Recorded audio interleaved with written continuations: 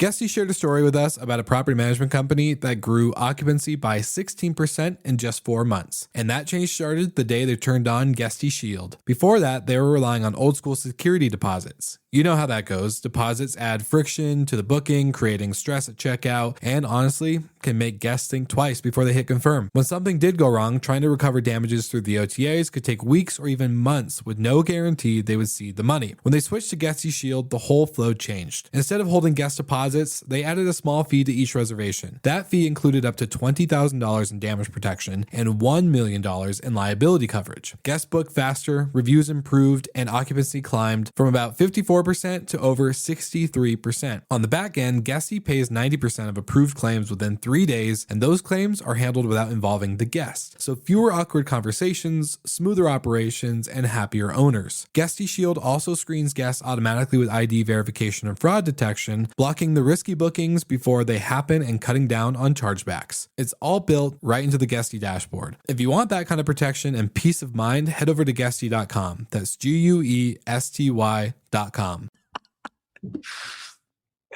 All right. Well, today's Good Morning Hospitality headlines are giving credit card power plays, boutique hotel shakeups, airline shutdown drama, OTA layoffs, and one hotel lobby that literally couldn't keep it together. Let's get into it. Yeah.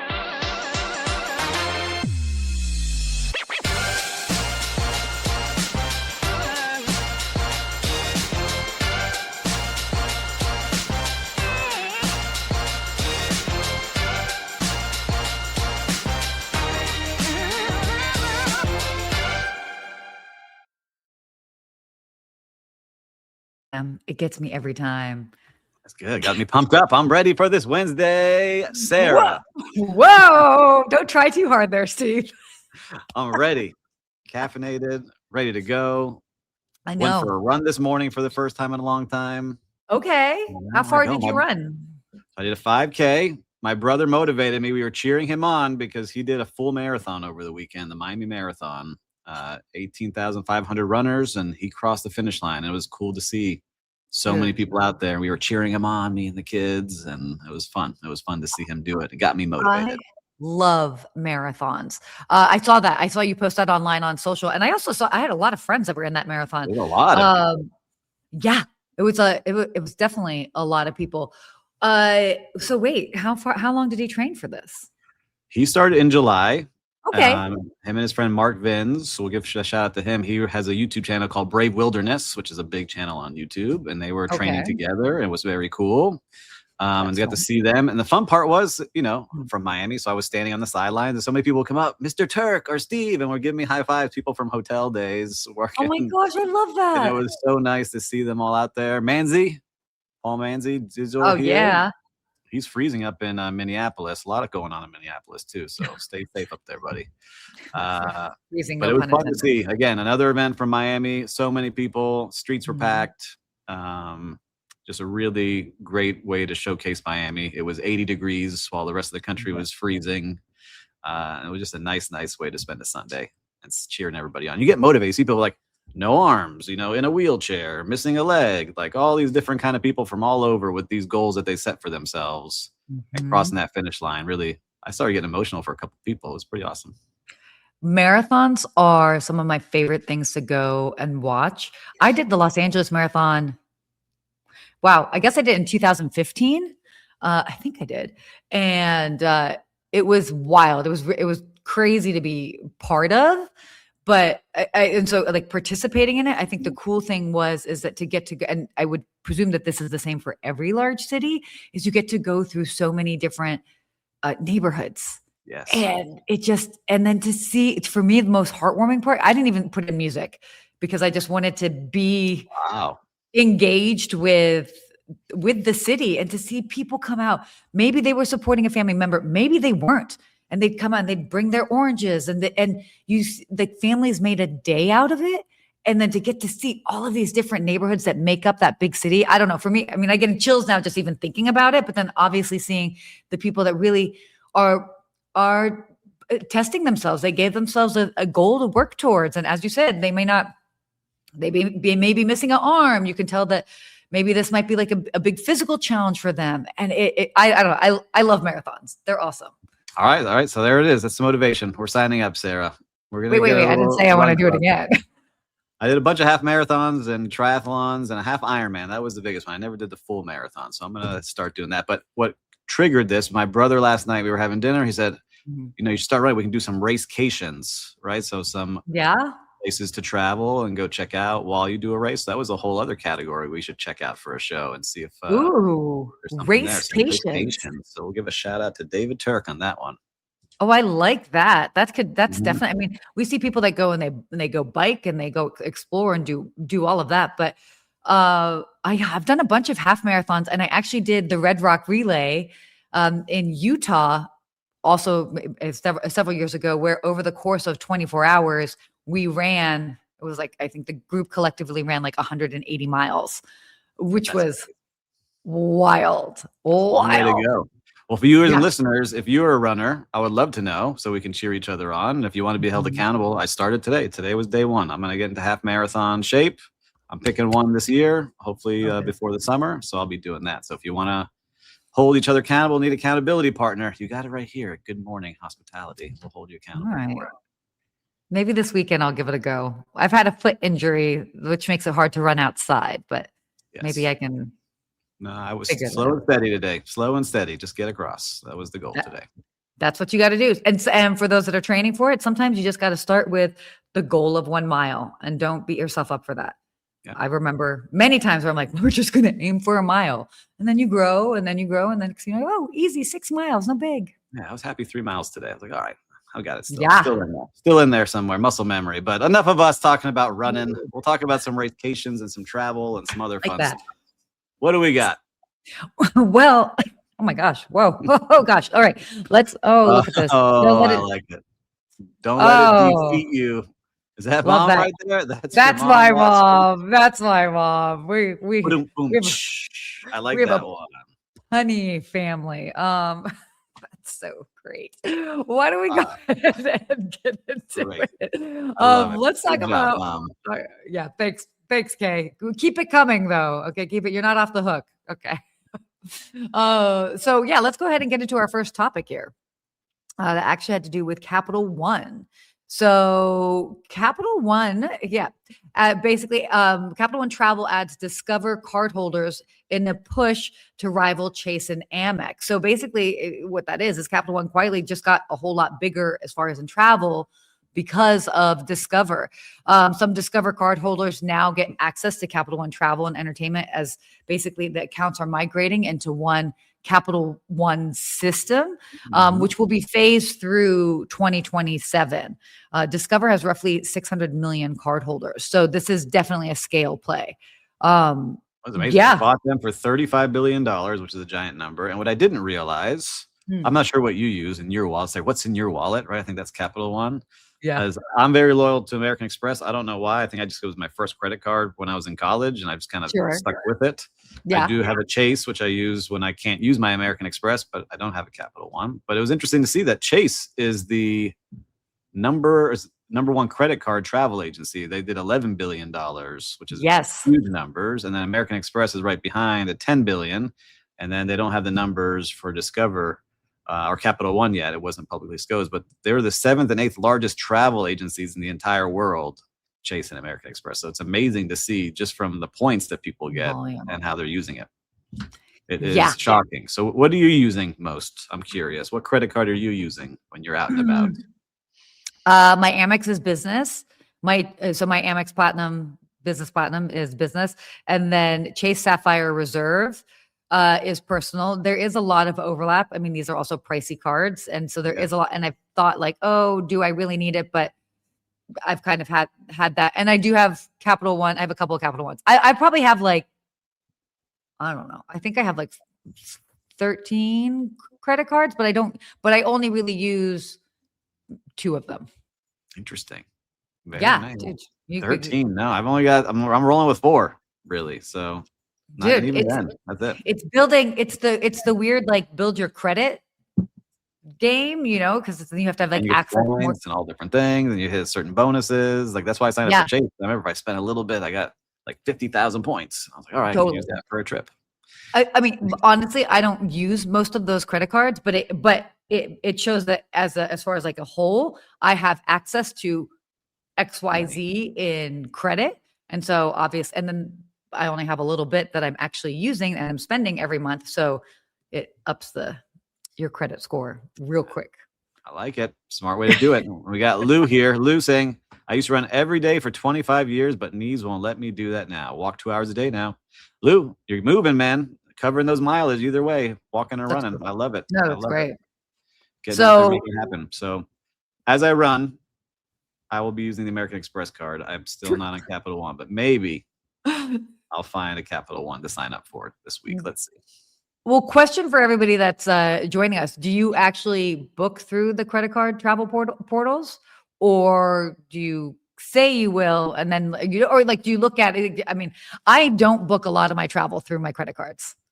I do most, I would say, unless I find something really standout deal on airline, because I get the points. I get 5 times points on American Express Platinum. And I like my fine hotels and resorts points that I get early check-in and guaranteed late checkout and, $100 credit on property. I like all those things. So I have so many different ways of booking. Like I have an IATA number so I can book and get those things for myself. So not every time.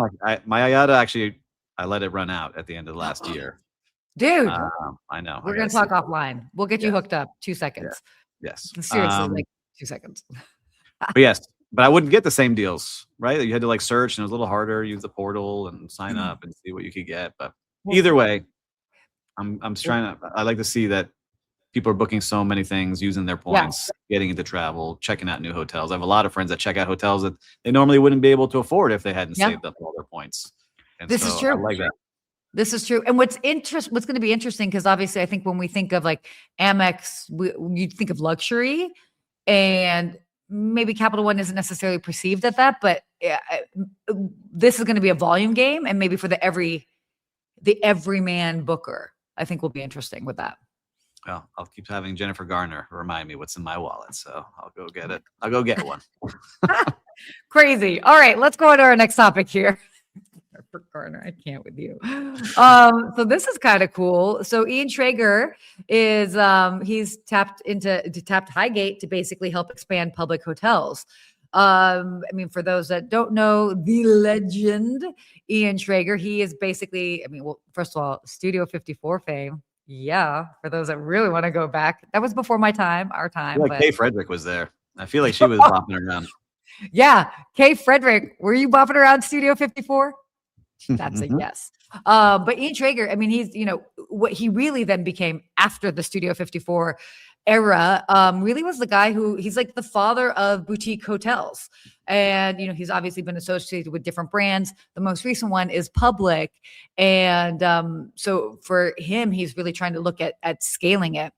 So that's kind of cool to see that he's partnering with Highgate and hoping that they can really grow it more. So there's a New York flagship. They've got West Hollywood right down the street from where I am right now. That's going to be opening this spring. I actually know where it is. I should drive by and get a picture of it, because I think it's going to be the old Standard Hotel. So it's iconic as far as on the Sunset Strip.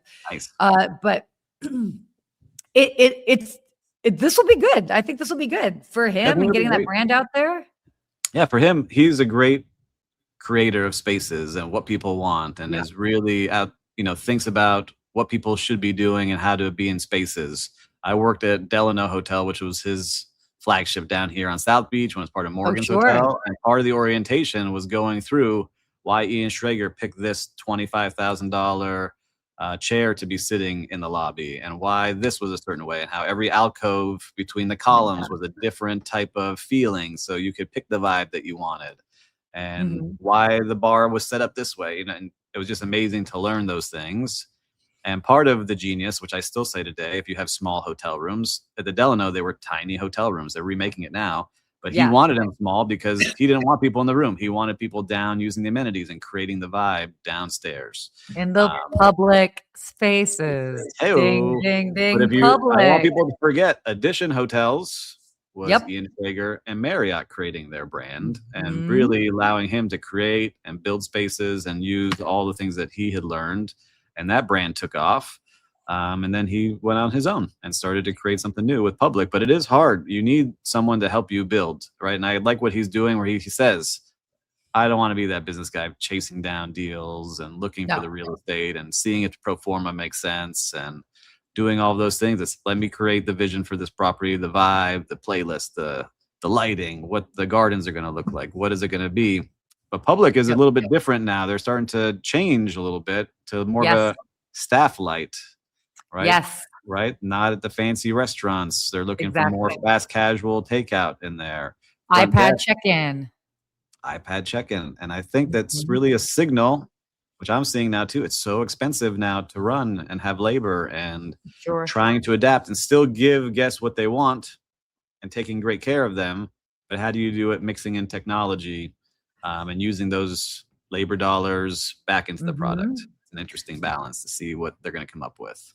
It's sort of the strike between, are we going to keep the vibe? Because he's a vibe master. He's a vibe creator. And so it's like vibe. And then there's also a focus on efficiency.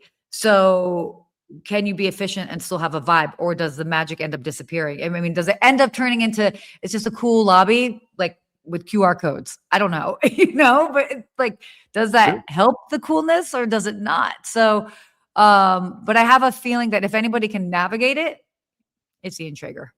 Yeah, there was one thing I still use it to this day. I love it. When I was in charge of all the restaurants at Delano Hotel, the lighting had to be at a certain level. And it was marked, right? It was picked by him at this level, and the music had to be a certain level because at that lighting at night with the candlelight, everyone looked sexy. So you couldn't look bad. You didn't see the pimple. You didn't see maybe some blemishes. Wait, what's the sexy lighting? We need to know lighting. Everyone looks good in that lighting, and it's true, right? And you're on that date and you're spending money, and then the music's at a certain level to where you're vibing and a certain beats per minute, but you can still have a conversation, but not hear the other conversations going on. And so that's what's very cool about those things. And I've taken that now with me everywhere. And as I'm building out my place now, I'm looking at playlists as what's the beats per minute in the morning? When does it start elevating in the afternoon? When does it start to track down? So it's pretty fun to do that. And I shout out to him. He doesn't know who I am, but I definitely worked in his places and he left a big impact on me and thousands of other people with his products. So shout out to him. There's a science to that. Actually, I met on one of the panels I was on, a gentleman that, gosh, I have to think back, who works at a company, and that's like really what they specialize in, is making sure like the lighting, the music is okay. And case in point, last night I was at Soho House in West Hollywood with friends, and we were having dinner. And by the way, Soho House on a Tuesday night in West Hollywood was popping. Wow. I'm like, yeah, I was like, if this is a Tuesday night, I don't want to see it on a Saturday night. You probably wouldn't be able to like move anywhere. But it was interesting because for those that know me, I am very audibly oriented. So it's not uncommon for me to be in a conversation and all of a sudden be like, that's an interesting song choice. That's my ADD coming in, squirrel. But last night we were there, and then all of a sudden the music went up and it was playing some song. And I'm like, what is this? Is not the vibe. Yeah. And it was interesting because I was looking around like, who? No, it needs to be so. Yeah. That's part of what was a big thing that I learned at hotel and taking everywhere else, like especially restaurants. You can mess up the vibe very quickly by playing something that doesn't need to be in that space. But I could talk about this all day. It's some of my favorite parts of creating vibes with different types of candles and scents and sounds and what everything feels like. It's a fun part of hotels. Steve Turk, the vibe master. Well, I'll take it. You're welcome. All right, let's get to our next topic here, which is, well, this is interesting. So American Airlines, you fly American, right? I think I'm loyal to American Airlines. I'll say it out loud. They're my favorite. You say it out loud. You just do that.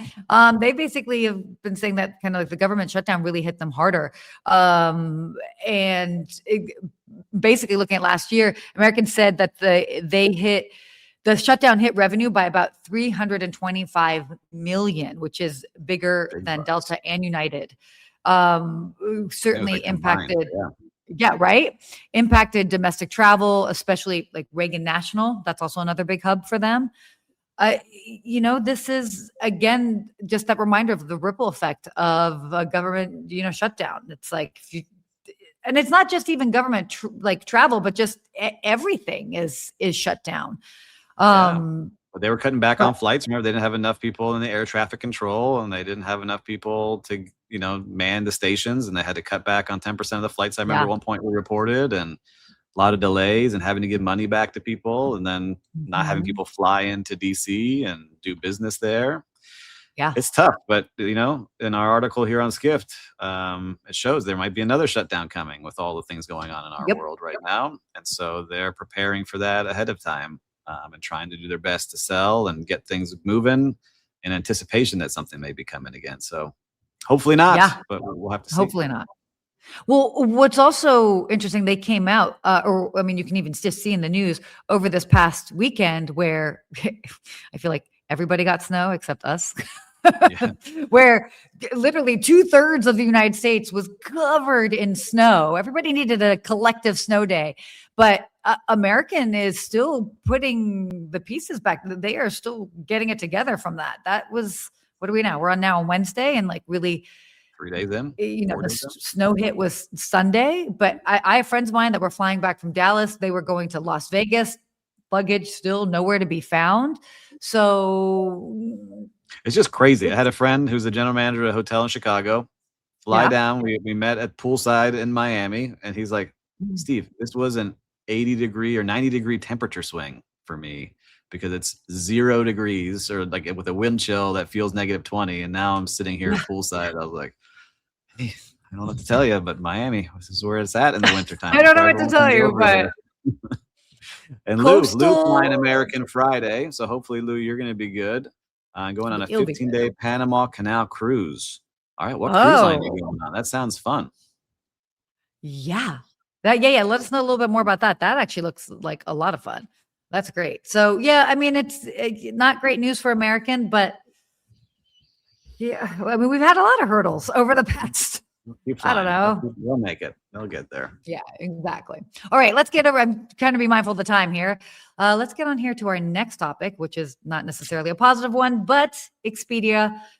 They are cutting jobs yet again. Interesting enough, while promoting about 250 open roles. So they're doing this sort of corporate, we like to call it a corporate two-step. So layoffs, and then we're also hiring, a restructuring, so to speak. But they're not saying exactly how many positions were cut, but you can tell, and it makes sense. Obviously, exactly. It's restructuring, obviously based on speed, also future skills. So think like AI, product efficiency, all of that. And we're just going to continue to see more of it, I think. Yeah, I went on their website. I wanted to see what jobs are available, so I hopped in. I did some. This is called reporting, is what I was doing, or I'm doing a little recon, getting in there. It's journalism. Okay, I'm a journalist. Okay, I don't know if you know. I can see you are. So I went in there. There's 118 open jobs in the U.S. A lot, though, kind of on the West Coast. But there's an interesting one, all different levels. I don't know the pay. They don't have it listed. But one I thought was pretty interesting was a creative traffic manager. So I guess traffic to the website had to be creative and get traffic to the website. I was like, that sounds really interesting. So I started looking at the job descriptions. It's kind of, I don't know how many layoffs. It could be 10,000 and they only have 250 openings, right? But it's just interesting to see what kind of jobs, where are the jobs? And if you have to move, are you really going to take that job? And it just becomes for other people, right? So that's the other tough part when they say, hey, we have openings, but I have to move across the country to get there. Look, we're going to continue to see more. No. Oh, so they're your dreams of applying for that job. Yeah, dashed. That's crazy. Well, yeah. Again, I think we're just going to continue to see so much more of this over a lot of the big brands. We are in this time. We talk about it all the time. AI, it's changing so much, and it's getting faster and faster now too. That's going to be the interesting thing. Mm-hmm. Of course. So yeah, stay tuned for more of that, because that will continue to happen. But why don't we keep it moving and get to our unhinged travel story of the week? I feel bad for these people. Yeah, dude. Well, first of all, we're talking about Norman, Oklahoma. Go ahead and see if you can watch this video, and we'll talk about it. Let's see. Look at our Producing, we got it. Oh my god. Look at this. That sucks so bad. I agree. Oh my god. That does suck so bad. Oh. Woo! Oh What man. the heck? That sucks so bad. That sucks. You stole her line. Okay, so for those that didn't see the video version of this, we basically showed a video that it was a water leak at an Embassy Suites lobby where part of the ceiling collapses. I mean, yeah. So the good thing is it just affected the lobby. No guests were hurt. No guests were harmed in the making of that live video. But yeah, dude. So we were talking before the show and you were saying, okay, tell us about this story. This is crazy. Both times at South Beach. Once at Lowe's Miami Beach Hotel and once at the Eden Rock Hotel when I've worked at both. You get these crazy summer storms where the amount of rain is like a hurricane for an hour. And it just starts coming in. And some of these buildings have older pipes and different things. And I'll never forget, the worst one was at the Lowe's. All of a sudden, the entire front desk area, just like that, water pouring out of the light bulbs from every light bulb, from every crevice. You start worrying that the whole ceiling is going to collapse. You have to move guests out of the way because just like this guest, they want to film it. You're like, please get out of the way. Let me clean this area up, and try to like get engineering on the horn and get them up to the floor. And they're trying to figure out like, what am I supposed to do with all this rain and water flying in, and just holding down the bunker and hoping it doesn't collapse. And then same thing at the Eden Rock, which was even worse because it's a much older building from 1954. And it was just like pouring out of every AC vent. So just imagine like a beautiful waterfall feature that's not supposed to be there going into the lobby. To exist. But that is rough. And I feel for those people because all of a sudden you're having a normal day in the hotel. Like, all right, it's not such a rough day today. Everything going smoothly. Then your whole ceiling collapse. Oh my gosh. And especially an Embassy suite. That's tough. That's a tough one to have. It's crazy. So I remember at a couple of the properties I worked at. I mean, obviously being Southern California, we don't do rain. We have gotten a lot of rain in the past several years, but we do not do rain. And I'll never forget at the London hotel, they had just like renovated this 9th floor. It was gorgeous. And then we had a crazy rainstorm and all of these brand new suites started leaking. And I just remember being horrified and I felt so bad because it's water damage too. And brand new suites that you're advertising, people are excited to be in. And nope, that stuff was not built to withstand any sort of water and precipitation. Rough. Anytime you open a new hotel too, you learn all these funky things that start happening. I opened a hotel, the Trump Doral, before all the politics. And one of the units, for whatever reason, the toilets just wouldn't flush and all the toilets overflowed all over the place and all of the floor that was there. So you just never know in hotels. It's like, it just gets crazy. You got to test and test and test. And even then you open, you never know what's going to happen. So shout out to these people at the Embassy Suites. I'm sure they handled it well. But that is a crazy story to end the day. Our unhinged story of the week. Super unhinged. Let us know if you like these stories. I love it. I think it's just a great reminder that I don't care if you guys don't like it. I'm still doing it. Let's keep it going. We don't care. We do care though. But yes, no, of course. It's a reminder of like stuff can definitely go sideways real all the quick. time. All right. So why don't we get into our real-time recap? What's happening out there on the streets of hospitality? You like my wave? Let me think what I ended up doing. I went to Steve didn't like my dance move. That was great. It caught me off guard here. I liked it. On the streets of hospitality, I told you about the marathon. Marathon was great. Yeah. I loved when the city steps up and does a great job. And what was cool about it was while we were waiting for my brother to finish, we hit up 3 different places. A farmer's market happening in Margaret Pace Park, a coffee shop in World Center, and then ended up in the Design District for a dinner at like the food hall they have there, the MIA food hall. Yeah. And I just want to say everything was great and the vibe was good and everyone was nice. And even though there was a heavy volume of people, everyone really was working hard to make sure everyone got what they needed. And so just a great, great time to see when people really step up and creative and all different kind of things, right? Mom and pop farmers market, coffee shop in a downtown center, and then over in Design District. Really good. So I loved it. I can only say I love going out and seeing people do well. That's awesome. And it's cool. And you know what? There's always a reminder of like there's a space for everybody. So I'm going to do 2 quick shout outs. One, in Las Vegas, there's a place called Rise and Shine Breakfast. And our server greeted us in an avocado suit. Like it was literally like an avocado print suit we talked to him. And then like he walks away and we're like, wait, was he wearing an avocado print suit? And ended up coming back, talking. And the place was kitschy, but what was so cool is it was a vibe, like the whole thing from the server. They had like shirts afterwards that had like all these like funny sayings on them, like spooning leads to forking and like other stuff. But it was cute. It was great. Again, it's in a time where I think so many brands go more vanilla and mainstream. To have a company that's like, we are just going to embrace our whole quirkiness. We need that. Like, we need that color, that spice, the weird fun. I mean, it's a breakfast place. What was the name of the place? Rise and Shine Breakfast, or Rise and Shine something. Yeah, but those are what makes things fun, right? Are these mom and pop places that I feel like are disappearing slowly in a lot of places, especially in my city. Sure. Rents are really expensive, but I agree with you. It makes it really fun. Yeah, exactly. And the other, finding a hospitality quote for us. Oh, yeah. Find a hospitality quote. The other quick shout out will be to the Soho House in West Hollywood. So it'd been a while since I've been there. And, we've talked about Soho House for some time, and even just where the whole members clubs are standing and how they're doing. But I will give them a lot of credit. The server that we had definitely had a great personality. I've definitely had times where they've been maybe not as great personality, but the service was top notch. So shout out for them. If you still have a membership, they got it going on. Very nice. All right. Hospitality quote. I put it in our chat.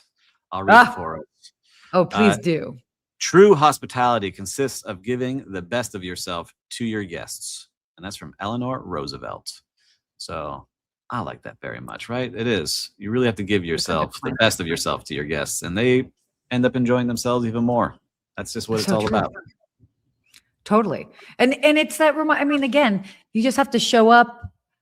Look, no day is the same, but show up, and so long as you are giving the best of yourself, like things will happen, but it's amazing what you can end up navigating. Plus, you are your reputation. So, yeah, right. You are your reputation. True. So you have the ability to change it. And if you show up as your best self, your reputation will be one of excellence. That's a great way to end the show today. Good job. Yeah. Great job, Sarah.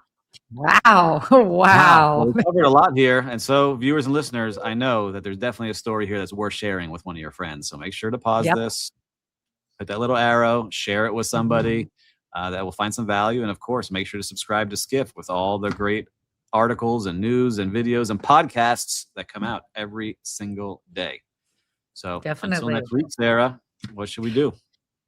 Stay hospitable.